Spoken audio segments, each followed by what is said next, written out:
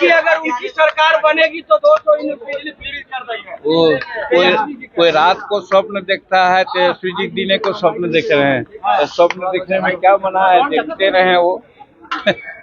उस और शराबबंदी को लेकर लगातार जो है आप मुद्दे बोलते आ रहे हैं और आपके कई जो देखिए, शराबबंदी के बारे में हम सदा कहा है कि शराबबंदी कोई खराब नहीं है।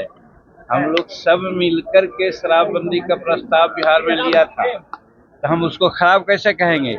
लेकिन उसके क्रियान्विति में, एग्जीक्यूशन में गड़बड़ी हो रही है, और वो गड़बड़ी हो रही है कि गरीब तबके के लोग अगर पाव भर भी कहीं सेवन कर लिया तो ब्रेथ एनालाइजर लगाया जाता है, जेल भेजा जाता है। और दूसरे तरफ जो हजारों हजार लीटर, लाखों लीटर का तस्करी कर रहा है, हाजी मस्तानी कर रहा है, उसको छोड़ा जा रहा है। और दूसरी बात कि हम सभी सपोज रात में जब हम शराब पीते हैं तो हमको नहीं पकड़ा जाता।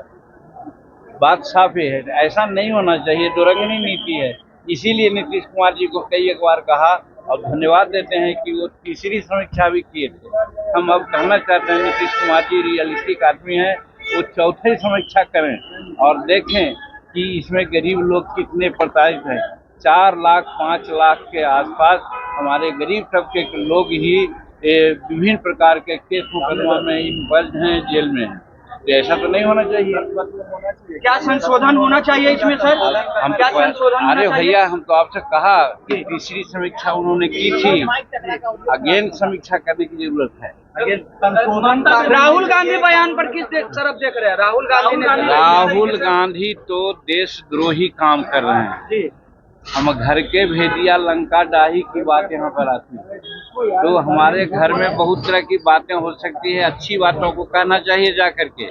अगर कहीं कोई गड़बड़ बात है, जबकि गड़बड़ी नहीं है, नरेंद्र मोदी जी के नेतृत्व में यहाँ जो भी चल रहा है बहुत ठीक चल रहा है। आर्थिक दृष्टिकोण से हम संसार का तीसरी शक्ति बन रहे हैं। 2047 में हम प्रथम शक्ति बनेंगे और विश्व नेता के रूप में उभर रहे हैं। यूक्रेन और रूस के ये में विश्व शांति दूत के रूप में हमारे नरेंद्र मोदी जी काम कर रहे हैं।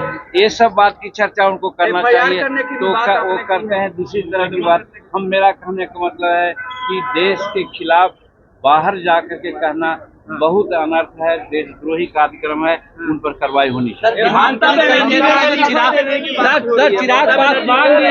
देवी को अगर थोड़ा सा भी सेंस होता, डेमोक्रेटिक सेंस, तो आज से 2 महीना पहले वो रिजाइन कर दी होती। महिला है और उसके राज्य में महिलाओं के साथ इस प्रकार का कार्रवाई हुई है और वो नखरा कर रही हैं, क्योंकि लॉ एंड ऑर्डर राज्य का मुद्दा होता है और इस परिस्थिति में वो संभाल नहीं सकी और अब दूसरे प्रकार की नाटक कर रही है बचने के लिए। कहने का मतलब सत्ता का लोलुप है, उसको इस्तीफा दे देना चाहिए।